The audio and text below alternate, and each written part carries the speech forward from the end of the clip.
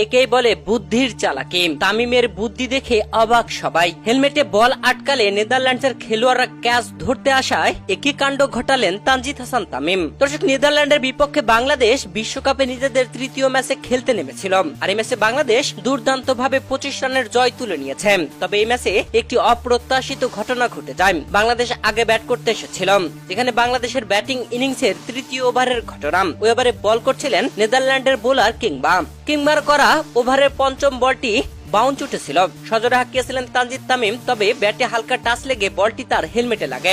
বলটি হেলমেটে আটকে যায়। এরপরে নেদারল্যান্ডের খেলোয়াড়রা তানজিদ তামিমের কাছে ছুটে আসেন বলটি তার হেলমেট থেকে ক্যাচ ধরার জন্য।